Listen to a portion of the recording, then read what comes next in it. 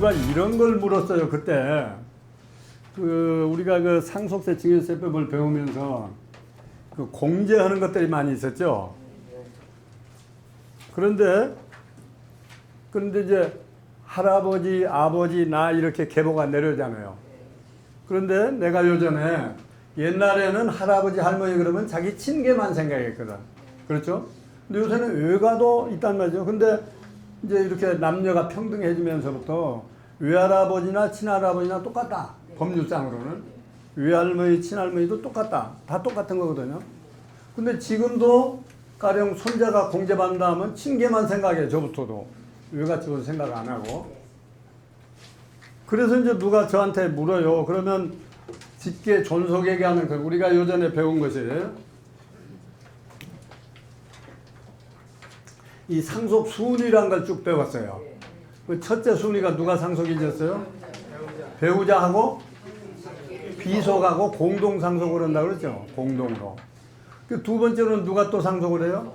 존속. 아들이 없을 때는 거꾸로 부모한테 올라가. 이게 부모한테. 그 두 번째가 직계 존속이에요. 그런데 이제 그런 일이 이제 드물기는 하지만은 가령 어떤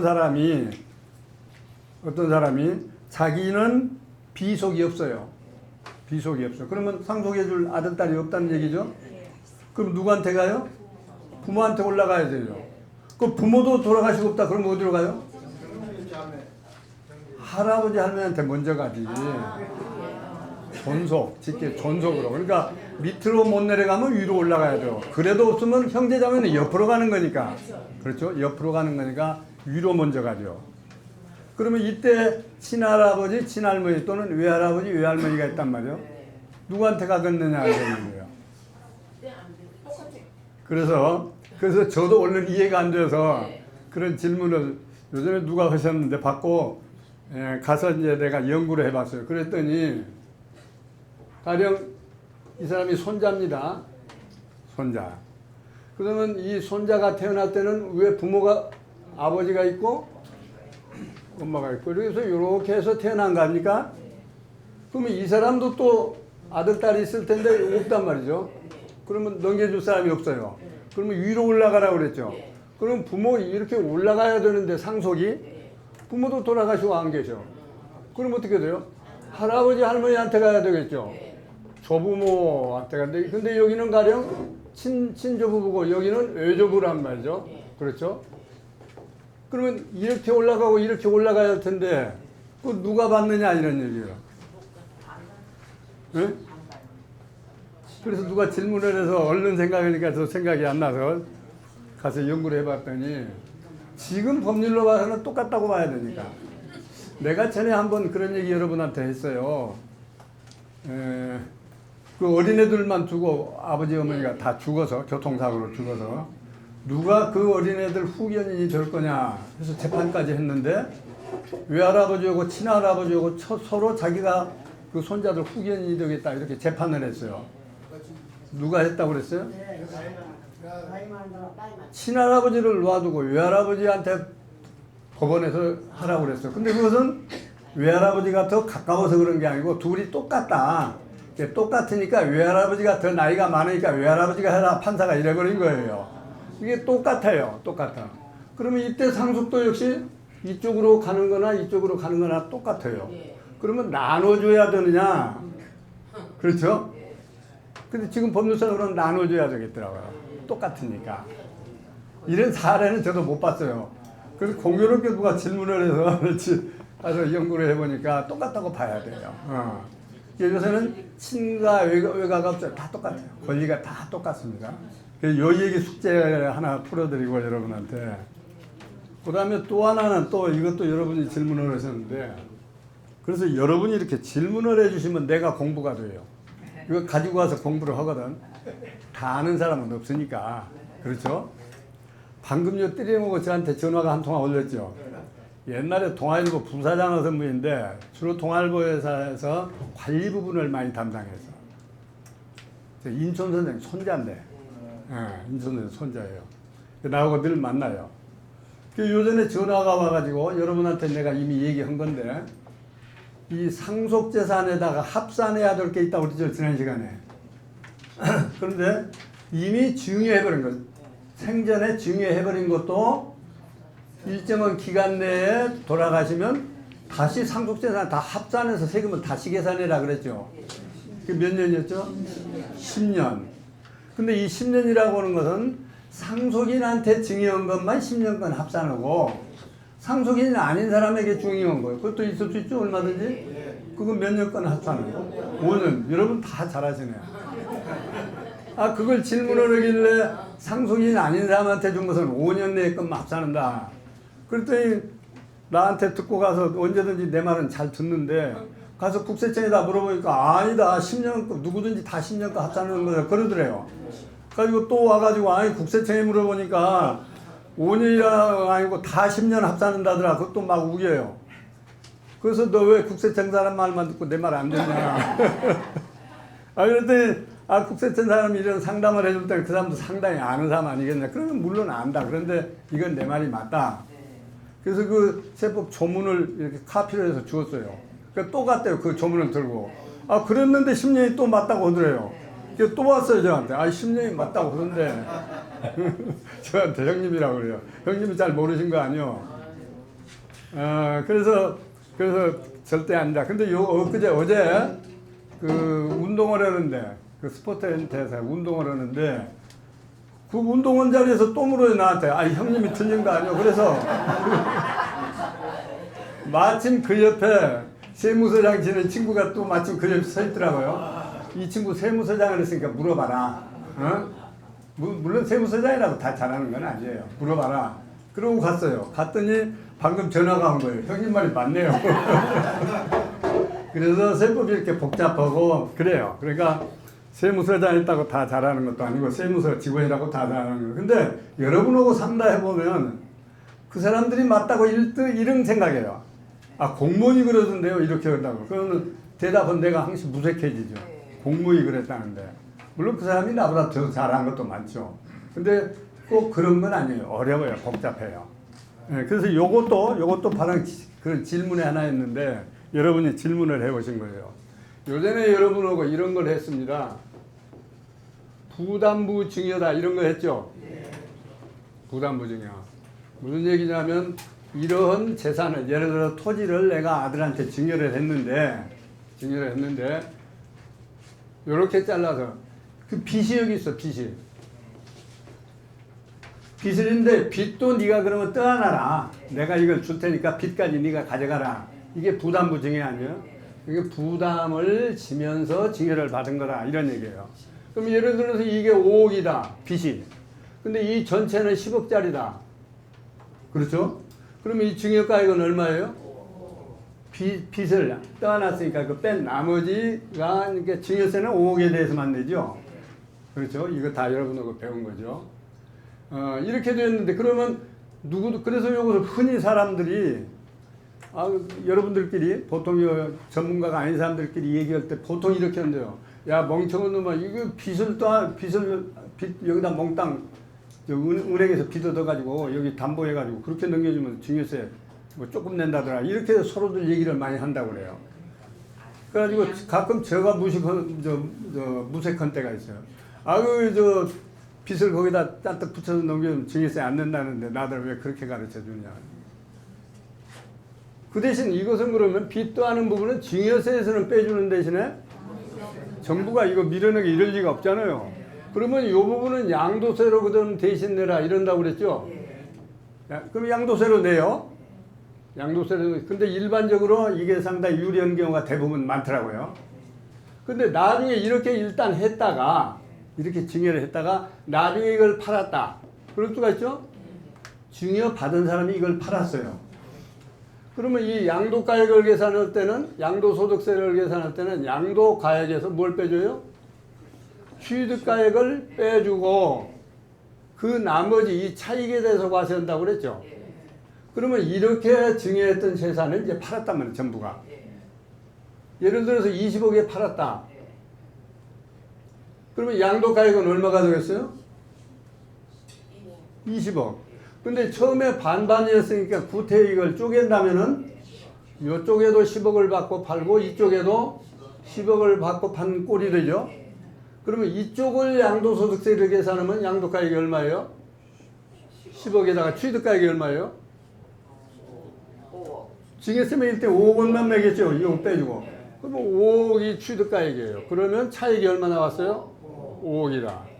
그러면 이쪽에 빚을 떠하는 부분. 이것도 그러면 팔기는 10억에 팔았어요. 양도가액은. 그렇죠?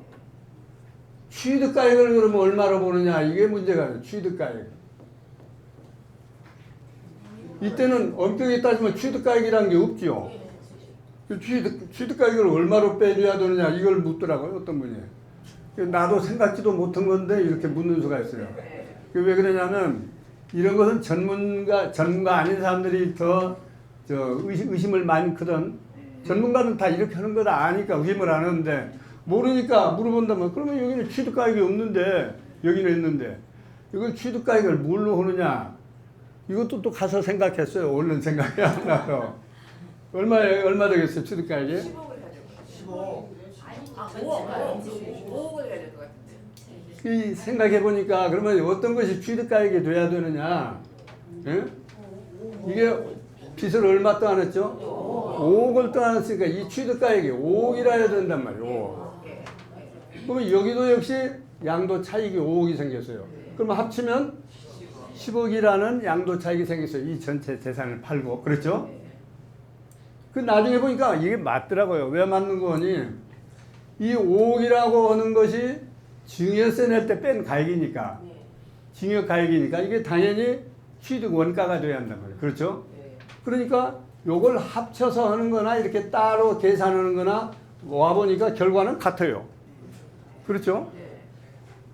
이번에 20억에 판 거에서 10억을 뺀 것도 차익이 10억이고 이런 거 따지지 말고 이렇게 각각 따져봐도 10억이고 똑같더라고요.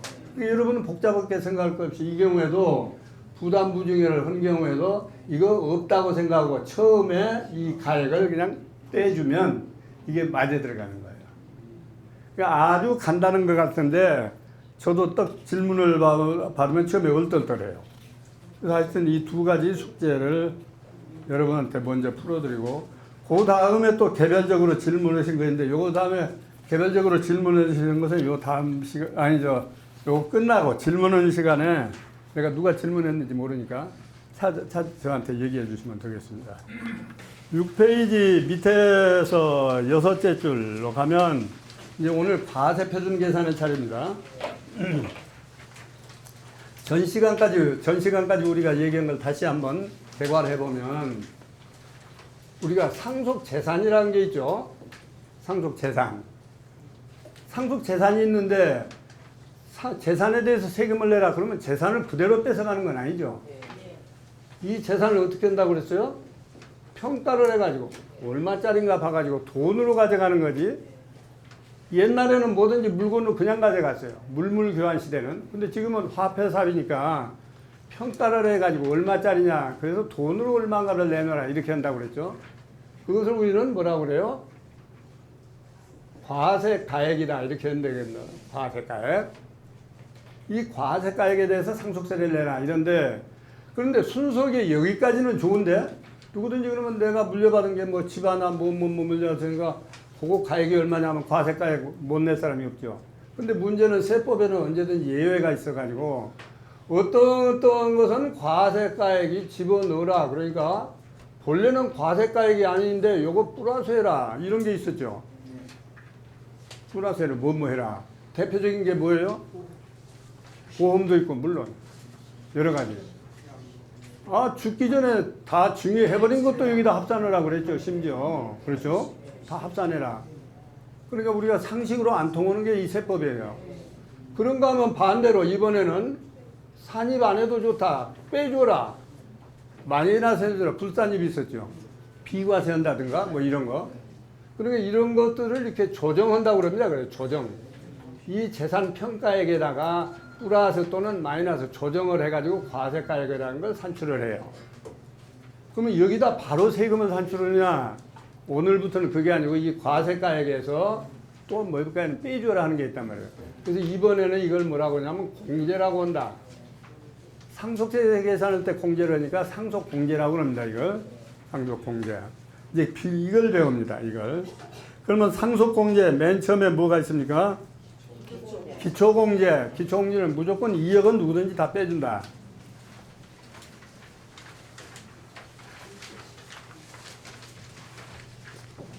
응? 2억은 다 빼준다.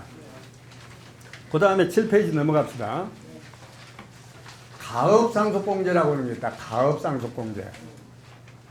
가업이니까 우리 식구들끼리 가족이 경영하는 기업이 있다. 이건 빼줘라. 이것은 옛날부터 있던 건 아니고 중간에 생겼어요. 이 가업상속공제를 해준 건 뭐냐면 중소기업이나 중견기업만 해당되지 대기업은 안 해줘요. 또. 중소기업이나 중견기업. 그러면 중소기업이나 중견기업은 어떤 규모 기업이냐? 매출액에서 3천억 못 되는 거. 그러니까 어지간한 작은 회사는 다 여기 해당이 됩니다. 그래서 아버지가 하던 공장 내가 이어받았다면 이거 빼줘라 하는 거예요. 가업상속공제. 근데 이제 여기 또 조건이 하나 있어요. 피상속인, 그러니까 쉽게 얘기하면 부자가 함께 10년 이상 같이 경영을 해야 돼요. 어느 날 가서 아들이 아버지 거 이어받겠다고 뭐 이거 안 해줘. 10년 이상 아버지하고 아들하고 같이 이걸 경영해왔다. 그런 것만 해줘라. 이게 요새 너무 길다. 10년은 너무 길다. 그래가지고 그건 줄여줘라. 그래서 뭐 요새 새로 나오니 아니 7년만 해도 이걸 해줘라. 7년만 가지고. 그런데 내 생각은 5년만 해도 해줘야 될 것 같아요. 응? 그리고 공제를 얼마냐면 200억 원을 해줘라. 10년 이상 했다면 200억 원을 빼줘라. 그 다음에 세 번째로 같이 경영 기간이 10년이 아니고 15년간 같이 했다. 그럼 얼마 빼주라고 했어요?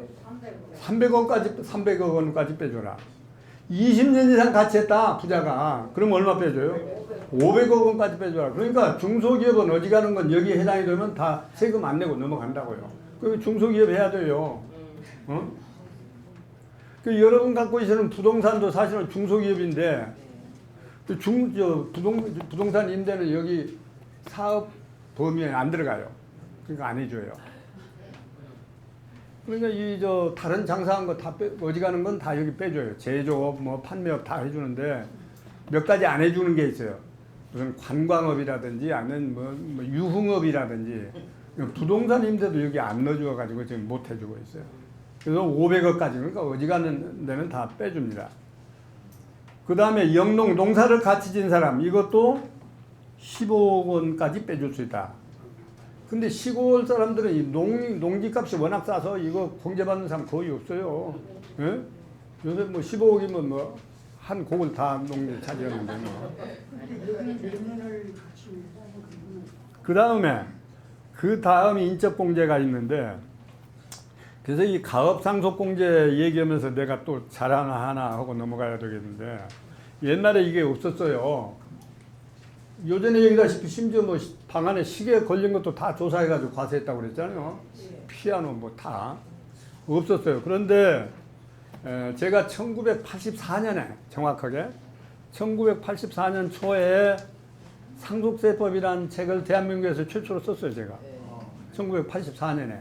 그전에는 상속세법이라는 책을 쓴 사람이 아무도 없어. 내가 최초로 썼어요. 근데 그때 보니까 책을 쓴 사람이 자기가 머릿속에서 막 이렇게 지어내는 게 아니고 다른 사람 책도 보고 논문도 보고 해가지고 짬뽕해서 자기 걸 또 만들어내는 거거든요. 그런데 누가 그동안에 아무도 책을 쓴 사람이 없으니까 어디 볼 책이, 참고할 책이 없어요. 그래서 할 수 없이 일본 사람이 쓴 일본 책을 보고 썼어요. 일본 책. 세법이 비슷하니까. 그러니까 일본 책 그 사람이 쓴 거에다가 제가 아까 얘기한 것처럼 플러스 마이너스 뭐 이렇게 우리나라 실정에 맞게 이렇게 해서 썼단 말이죠. 그래서 우리나라도 이런 거 제도 도입하자, 일본처럼. 그래야 아버지가 하던 사업 아들이 할 수 있지. 지금처럼 다 과세해버리면 아들이 이어받을 수가 없잖냐, 세금 내려면. 그런 얘기를 했어요.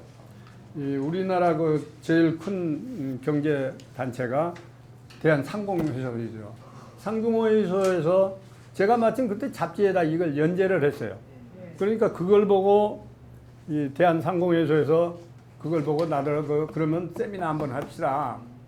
그래서 좋다. 그래서 가서 주제 발표를 했어요. 여러 가지 얘기를 했는데 그 중에 이제 이게 하나가 들어 있었어요. 상속공제하자. 그 이제 그런 거 할 때는 재무부에 그 세제실 있는 사람도 불러서 같이 하거든요. 그래서 내가 이런 얘기를 했더니 그 세제실에 오는 사람이 나중에 발언권을 사회자가 두니까 펄쩍 뛰어요. 펄쩍 뛰면서 막 나를 공격하는 거예요. 뭐라 그러냐. 방금 발표하는 사람이 우리나라 상속세 개판이라고 했다고요. 내가 그러지도 않았는데. 개판이라고도 안 했는데 몇 가지 비판을 했더니 나보고 개판이라고 했는데 개판 아닙니다. 그러고 막 화를 내요 막. 근데 그 사람이 한 이유가 재미있어요. 그 사람이 왜 그래 왜 그렇게 얘기했느냐. 자기가 명색이 대한민국 그대로 얘기하면 대한민국 재무부의 사무관이다. 서기관인가 사무관인가 그래요. 대한민국 재무부의 사무관인데 내가 아침 저녁으로 버스로 출퇴근을 하는데 200원짜리 버스를 타고 출퇴근을 한다. 근데 아무리 중소기업이 뭐 어쩌고 뭐 했는데 중소기업 사장이 나처럼 버스 타고 출퇴근하는 사람이 어디 있느냐. 다 괜찮은데 여기다 대고 또 뭘 더 도와주자고 하느냐. 그래서 나더러 막 공격을 하는 거예요. 이 사람이 막 화를 내가지고 그런 얘기를 하니까 거기 와서 세미나에 와서 듣던 사람들이 막 도망을 갔어요. 분위기가 험악해져가지고. 그런데 공교로운 것은 그 다음에 그 사람이 화를 내고 갔는데 그 다음에 세법 개정을 할 때 내가 한 얘기를 집어 넣더라고요. 그래서 최초로 들어왔어요 이게. 세법에. 근데 최초에 들어왔는데 그때는 얼마 해준다고 했냐 공제를 얼마나 해준다고 했겠어요? 쬐끔이 얼마? 1억 해준다고 들어왔어요. 1억. 그래서 이제 한 뒤에 사람들이 그까짓 그 1억 해주나 마나 차라리 안 해주지. 시골 떡집도 1억은 더 간다. 근데 1억 해주나 마나 그래서 막 또 비난을 했어요. 근데 그것이 뭐든지 시작이 중요한 거 아니에요. 한 걸음부터 가는 거 아니에요. 백리길도. 1억 처음에 해준다고 했다. 조금 지나니까 10억 해준다고 올렸어요. 조금 지나니까 100억까지 해준다고 그랬어요. 그 다음에 300억, 500억까지 올라갔다. 시작이 중요하죠. 근데 내가 요거 한 가지 자랑해요, 지금. 그래서 작년에 일본 사람들이 여기 왔어요. 우리하고 이제 같이 세미나를 하는데 일본 사람들 또 와서 상속세 가지고 와서 얘기를 하더라고. 그래서 내가 모처럼 만에 일본 사람들한테 이 얘기를 했어요. 사실 내가 이 책을 84년 초에 썼는데 우리나라에는 그동안에 책이 없어서 당신네 나라에서 쓴 책, 지금도 내가 책을 가지고 있어, 일본 사람 책을. 이거 가지고 내가 표절했다, 그렇게 고백을 했어요. 다 웃더라고요. 근데 이제 완전히 표절은 아니에요. 왜냐하면 여러분 상식으로 표절했다고 나뉘죠. 요새 교수들 막 표절하고 나죠. 근데 표절이 이 대목은 누구 책에 보니까 이렇게 써졌더라, 이렇게 옮겨 쓰면 괜찮아요. 근데 그냥 자기가 생각하는 것처럼 안 옮겨 쓰면 이게 표절이 되는 거예요. 그럼 나는 거기다 다 썼어요. 일본 사람 이 사람 책에서 이게 옮겨 쓴 거다. 대목마다 다 썼어요. 그러니까 엄밀하게 따지면 표절은 아닌데 일본 사람한테 내가 표절했다고 그랬어요. 그 일본 사람들이 웃더라고. 하여튼 이렇게 해서 시작한 겁니다. 그 다음에 이제 네 번째 4번이라 인적공제. 그 밖에, 그러니까 위에 얘기한 것 말고 또 인적공제가 있다. 배우자 공제. 배우자 공제. 얼마까지 해준다고 했어요? 5억. 요거 배우자 공제 좀 설명할 게 있어요. 자, 첫째, 배우자 공제를 얼마까지 해주느냐. 여기 보면 5억까지 해준다고 그랬죠? 원칙은 5억입니다. 일반적으로는 다 5억을 해줍니다. 근데 배우자가 워낙 재산이 적어서, 상속재산이 워낙 적어서 배우자가 3억밖에 못 가져갔다. 그럼 다 빼줘봤자 3억이죠. 자기가 가져간 거. 이럴 때는 어떻게 해요? 이때도 5억을 빼줍니다. 5억 이하는 없어요. 무조건 5억은 다 빼줘요. 많든지 적든지 간에. 이제 그거 주의하고. 그 다음에 두 번째로는 이 배우자 공제인데 또 부자. 지금 내가 가난한 사람 예를 들었는데 부자에서 재산이 엄청 많아요. 100억, 200억이다 상속재산이. 그런 사람은 배우자 목만 따져도 50억이다. 그럴 수가 있잖아요. 배우자 몫이만 떼도 5억이다. 아니 뭐 50억이다. 100억이다. 막 이런 사람이 있단 말이죠. 이번에 대한항공 회장 돌아가셨는데 아마 거기도 그렇게 많이 할 거예요. 배우자 몫이만 해도 뭐 몇백 나올 거예요. 그런 사람도 그러면 5억만 해줄 거냐. 그래서 조금 형편이 안 맞으니까 그러면 그런 사람은 30억까지 해준다. 30억까지. 그러면 이 30억이라는 걸 어떻게 계산하느냐가 문제죠. 30억을.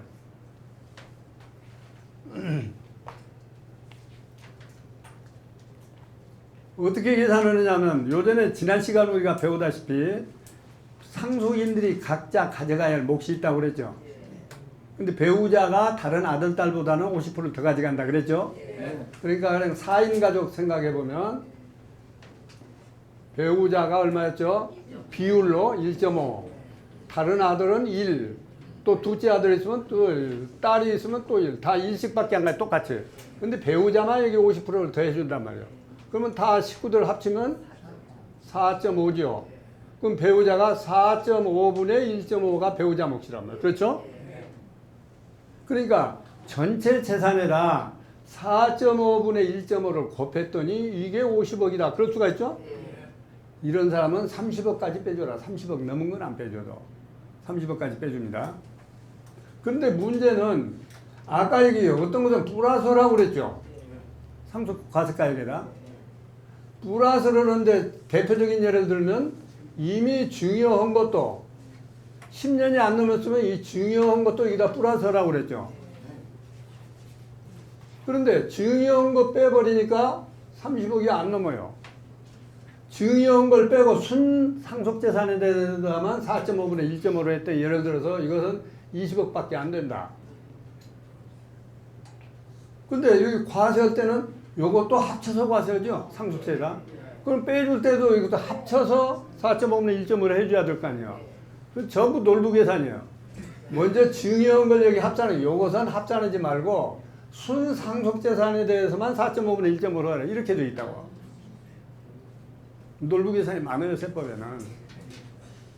그러니까 어떤 사람은 어떤 문제가 생기느냐면 이렇게 공제를 하려고 보니까 대부분이 증여를 먼저 한 것이 여기 합산되어 있는 거지 실제 순수한 나 죽을 때 순수한 재산은 얼마 안 돼.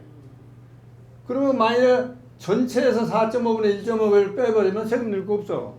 그렇죠? 내 몫이가 적으니까. 그래서 또 세법은 또 뭐라고 했냐면 이때 가령 이 상속세 과세 가액이 얼마라. 이 과세 가액에 4.5분의 1.5를 곱한 거 아닙니까? 한도를 계산할 때. 근데 이 과세 가액 중에 여기다 플러스 했던 증여 가액은 넣지 말아라.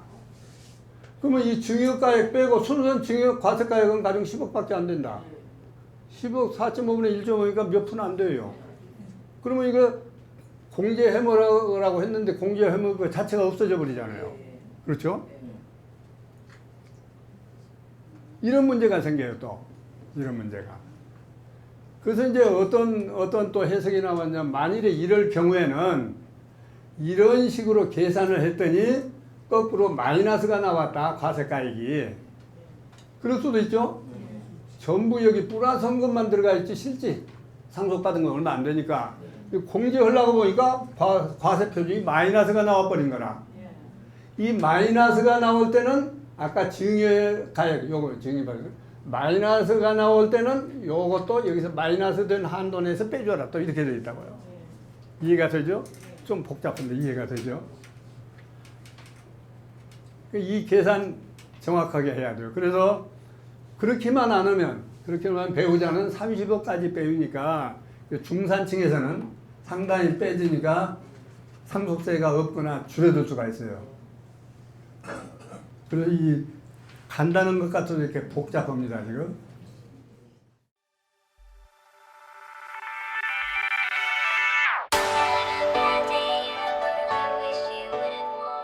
강남구 논현동에 위치한 대지면적 약 75평, 연면적 약 200평의 수익형 부동산 개발 사례입니다. 인지도 있는 브랜드와 연계하여 임차인이 선호하는 최상의 공간을 만들어갑니다. 소호 사무실을 계획하여 수익률을 극대화하였습니다.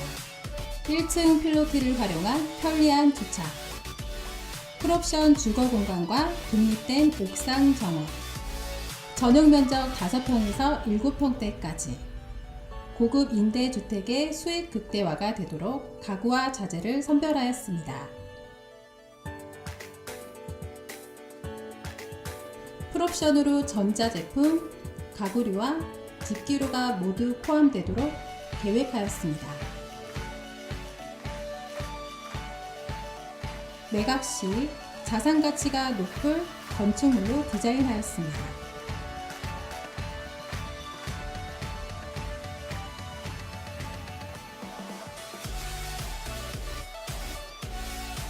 보유 부동산과 투자 부동산의 탁월한 시장 분석과 주거 공간의 경험으로 최고의 품질과 최상의 수익을 함께 창출해 나가겠습니다. 책임, 위탁, 전속, 일반 관리 등 건물주 취향에 따라 선택 가능합니다. 수금 책임제로 월세 미납 시 대납해 드립니다. 공실 클럽 및 제휴사의 광고를 통한 타사 대비 공실률 최소화로 인해 수익률 증가가 가능합니다.